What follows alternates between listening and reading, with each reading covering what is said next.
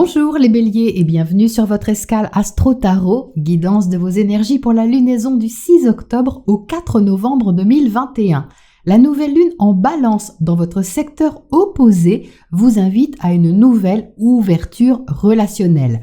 Votre planète maîtresse, Mars, étant conjointe à la nouvelle lune, vous pourriez ressentir une forte stimulation envers une alliance, un partenariat et dynamiser votre relation à l'autre d'une façon ou d'une autre. Le quinconce à Uranus vous invite à vous adapter à une nouveauté ou à un changement de vos habitudes. Ce n'est pas forcément un problème vu que le trigone à Saturne vous aidera à structurer ce qui est initié.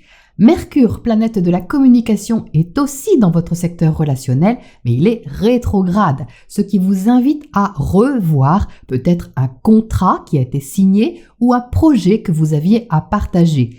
Au sens symbolique, cet aspect vous propose de revoir surtout votre façon de penser et d'échanger avec l'autre. Des choses demandent sûrement à être développées avec le trigone à Jupiter, mais la remise en question avec le carré à Pluton est présente et peut vous inciter à regarder plus franchement ce que vous voulez vraiment. C'est Vénus, planète de l'amour, des sentiments et des valeurs qui maîtrise cette lunaison et en toute fin du Scorpion, vous pouvez tenir fortement à quelque chose ou à quelqu'un, peut-être secrètement. Mais le passage de Vénus quasi immédiat en Sagittaire va vous inciter à libérer cette énergie et à voir plus grand votre façon d'aimer, de créer ou de vous investir. Il ne sera pourtant pas forcément question d'excès, car une lunaison en balance vous permet de rester dans l'équilibre, mais vous aurez sûrement à cœur de faire les choses comme il se doit. Le 13 octobre, le sextile Vénus-Saturne sous le premier quart de lune vous aidera à passer un virage et à prendre du recul sur vos émotions afin de régler une question importante qui touche vos valeurs. Le 15, le trigone du Soleil à Jupiter vous donnera confiance dans un projet ou une relation. Un week-end favorable pour faire des plans sur la comète et avoir des conversations agréables et ouvertes. Seul le carré du Soleil à Pluton peut soulever une remise en question consciente et vous montrer ce qui a trop d'emprise sur vous, peut-être vos propres peurs ou croyances limitantes, tout simplement. C'est donc une belle occasion de transmuter cela si vous le souhaitez. La pleine lune du 20 octobre dans l'axe Bélier-Balance sera forcément importante pour vous puisque la lune sera au-dessus de votre tête, vous rendant plus sensible et intuitif que jamais.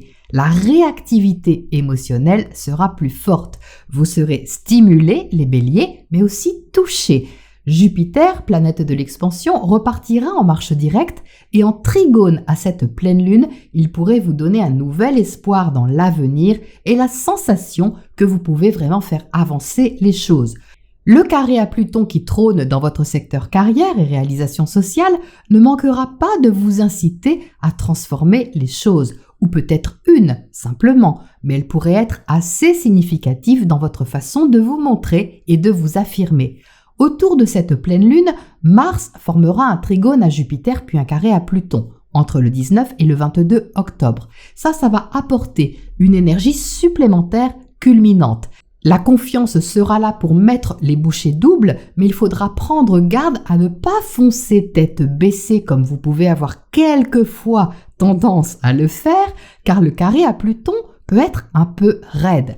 Toutefois, en balance, Mars recherche avant tout le sens de la justice et un positionnement personnel au sein d'une alliance. À bien doser, donc, pour que les choses se passent plutôt dans la courtoisie et non dans les rapports de force. Les 27 et 28 derniers quarts de lune avec une Vénus carrée à Neptune et sextile Jupiter. Il sera question de ne pas se mentir au niveau affectif, créatif, financier et d'ajuster vos idéaux. Si vous faites des plans sur la comète, il faudra simplement choisir la bonne comète. Vous pourriez vous rendre compte qu'avoir envie de choisir la plus belle, la plus grosse ou la plus brillante n'est pas forcément la bonne option. Les envies demanderont donc à être dirigées dans un sens précis. Le Soleil sera alors passé en Scorpion et le 29, il formera un carré à Saturne qui favorisera le sens des réalités et de ce que vous pouvez vraiment investir. Mars entrera alors en Scorpion à son tour, activant ce que vous partagez avec l'autre, secret, sexualité ou finances. Enfin, Mercure formera autour du 1er novembre son dernier trigone à Jupiter et carré à Pluton. L'esprit sera plus ouvert et plus clair et les discussions plus franches, voire décisives. Donc il n'y a pas à dire les béliers, au niveau relationnel ou contractuel, ça devrait bouger. Voilà pour votre astro et on passe au tirage pour les précisions. Alors, voici votre tirage, les béliers. Donc, il y a plus qu'une adaptation, il y a un choix à faire qui se passe vraiment à l'intérieur de vous. Vous avez les amoureux, vous voyez, au centre du tirage, et c'est cette énergie de rencontre avec vous-même et de ce que vous choisissez pour vous accomplir qui est vraiment sur le devant de la scène. Passionnant!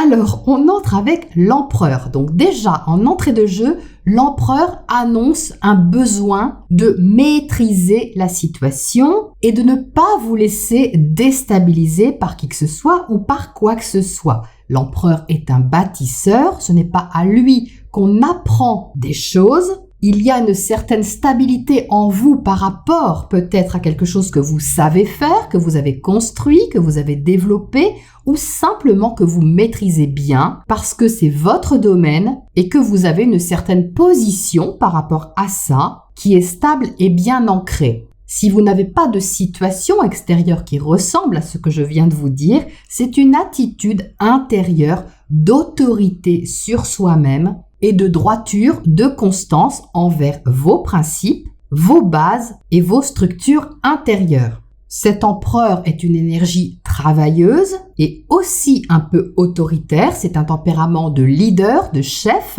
et il peut endosser les responsabilités avec beaucoup de maturité.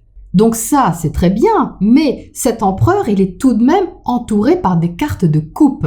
Et les coupes, ce sont des sentiments, des émotions. Ça, c'est pas trop le domaine de l'empereur. Lui, ce qu'il veut, c'est travailler, construire, bâtir et que ça tienne la route. Mais entouré de deux cartes de coupe, il y a comme une adaptation à un côté sentimental, émotionnel ou affectif. Et ça, c'est très intéressant parce que vous voyez que l'armure ici de cet empereur, il est blindé cet empereur. Il n'a d'ordre à recevoir de personne. Eh bien, il va devoir prendre en compte quelque chose qui va un peu lui adoucir la cuirasse, si je peux dire ça comme ça. Et on retrouve bien ici votre nouvelle lune en balance dans le secteur opposé, signe d'air peut-être, mais signe aussi de l'harmonie, de la relation et de la diplomatie. À côté de l'empereur, il y a une reine de coupe, donc c'est une reine quand même. Ce n'est pas une débutante en la matière. Donc la reine de coupe, c'est vraiment une maturité affective, une maturité émotionnelle envers quelqu'un que vous aimez, que vous appréciez, ou envers peut-être un projet créatif, affectif, qui vous touche en tout cas particulièrement. Donc, si on rapproche les deux, eh bien, ça parle de bâtir selon votre cœur, selon ce que vous ressentez et selon ce qui vous touche. Donc ça, c'est tout de même un beau projet. Pour autant, on a quelques éléments à prendre en compte. Premièrement, vous êtes ici avec le 8 de coupe et ça, c'est votre attitude. Alors oui, vous êtes teinté par cette énergie de l'empereur que je viens de vous décrire, mais avec le 8 de coupe, eh bien, vous allez être invité à en lâcher un petit peu. Parce que le 8 de coupe, vous voyez, se tourne vers les amoureux. Et les amoureux, c'est un choix, un positionnement. Le 8 de coupe, symboliquement, il vous invite déjà à laisser quelque chose derrière vous. Et comme il y a l'empereur au-dessus, ça vous invite à laisser ce qui peut être un peu trop rigide. Parce que cet empereur, il est très constructif. Mais il a aussi son côté sombre. Et l'empereur peut être un peu campé sur ses positions, un peu autoritaire quand même. Donc là, avec le 8 de coupe, il n'est pas question de renier ce que vous avez appris ou construit, ou même une position, mais de laisser ce qui ne vous convient plus dans votre statut ou dans votre façon de sécuriser ou construire les choses. Parce qu'avec Mars, votre planète maîtresse dans votre secteur opposé, vous allez forcément prendre l'autre en compte. Mais je pense, les béliers, que ça peut se passer plutôt bien parce que vous êtes volontaire pour le faire. Avec le 8 de coupe dans votre position, vous avez envie de toute façon d'avancer vers une amélioration, vers un épanouissement, vers plus de plaisir, on va le voir plus tard. et vous avez parfaitement conscience que cet empereur peut jouer quelque part contre vous. Et c'est ça qui est très intéressant. En dessous, vous avez la force. Donc là, on a vraiment deux arcanes majeures qui sont très fortes et qui ont du caractère. Toutes les deux, hein. Donc avec la force, on est ici également dans la maîtrise de quelque chose. Vous voyez que ce personnage a maîtrisé son lion. Symboliquement, elle a maîtrisé ses démons, ses pulsions. Donc ça, c'est très bien. Ça donne une force intérieure qui peut dégager une force tranquille. Mais avec l'empereur au-dessus, c'est tout de même à tempérer pour que vous ne soyez pas non plus trop exigeant avec vous-même et trop dur sur ce que vous vous demandez, hein, parce que ça peut être évidemment le risque. Mais ça, vous allez le comprendre, les béliers, tout au long du cycle lunaire, parce que la rétrogradation de Mercure dans votre secteur opposé va vraiment favoriser la remise en question, les dialogues et votre façon d'appréhender l'autre ou d'appréhender une relation, un partenariat ou un contrat en particulier. On voit bien de l'autre côté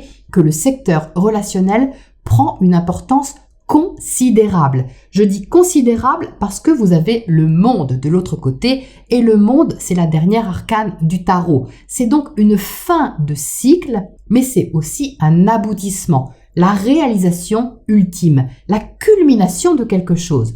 Donc avec les amoureux à côté, vous êtes invité à choisir votre positionnement par rapport au relationnel et vous posez la question sincèrement de ce qui vous épanouit et de ce que vous souhaitez développer. Vous voyez qu'il y a l'ermite ici en bas. L'ermite placé ici me fait penser à ce Mercure rétrograde, c'est-à-dire que vous infusez quelque chose d'une façon très privée, très intime, peut-être pour faire la lumière sur vos mécanismes de défense ou de maîtrise. Il n'est pas question d'agressivité ici, les béliers, hein, c'est pas ça, mais l'ermite fait la lumière sur votre façon de tenir aux choses ou de tenir peut-être aux personnes, ou à votre statut, ou à quelque chose d'autre qu'il est important pour vous de garder, de conserver et de maîtriser. Mais cet ermite ici, il est très très sage. Il apporte une lumière consciente et bienveillante sur votre façon d'être. Et ici, je le sens très tempérant, je le sens très calmant, comme une énergie qui vous apaise un peu, d'une façon très naturelle et très douce, parce que vous développez une bienveillance en vous qui vous aide à ouvrir un espace de compréhension par rapport à ce que vous avez besoin de dominer à l'intérieur de vous, tout en vous invitant à utiliser cette force-là qui est naturelle dans un sens vraiment productif et généreux. Mais au passage, il y a quelque chose à déverrouiller, les béliers, c'est-à-dire que ça ne se fait pas sans que vous renonciez consciemment à quelque chose. Vous le faites ce choix ici, hein. Je ne sais pas de quelle façon vous allez expérimenter ça, mais c'est une très belle énergie. Alors à côté, vous avez le 8 de bâton. 8 de bâton, vivacité, beaucoup d'échanges, de dialogues, peut-être à distance avec quelqu'un, peut-être orienté vers un projet qui élargit votre horizon,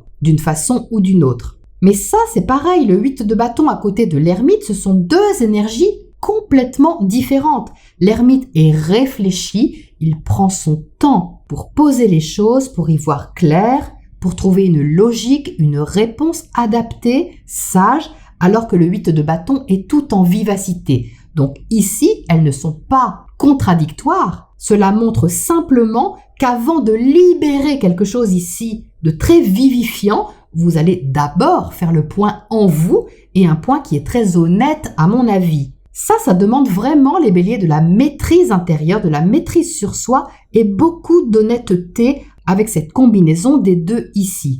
On dirait que votre monde bascule tout doucement vraiment dans quelque chose d'un peu différent et de beaucoup plus ouvert à l'autre ou aux autres. Ça ne veut évidemment pas dire que vous n'êtes pas ouvert aux autres habituellement, les béliers, hein. Ça veut juste dire que ce que vous partagez sur ce cycle lunaire avec l'autre ou les autres prend beaucoup plus d'ampleur sur ce cycle lunaire, plus d'importance. Ça vous invite à faire un choix, à vous positionner. Et puis vous n'avez pas non plus l'habitude que Mars, votre planète maîtresse, soit en face de vous. Normalement, c'est vous qui tenez les armes. Donc l'autre peut vous renvoyer en miroir quelque chose d'assez révélateur sur votre façon d'être ou de faire. Et ça peut être épanouissant si vous choisissez de le voir du côté épanouissant de la chose. Vous avez le 9 de coupe ici, et le 9 de coupe, c'est un souhait qui se réalise. C'est du bien-être émotionnel. C'est une abondance d'émotions, une richesse affective, sentimentale,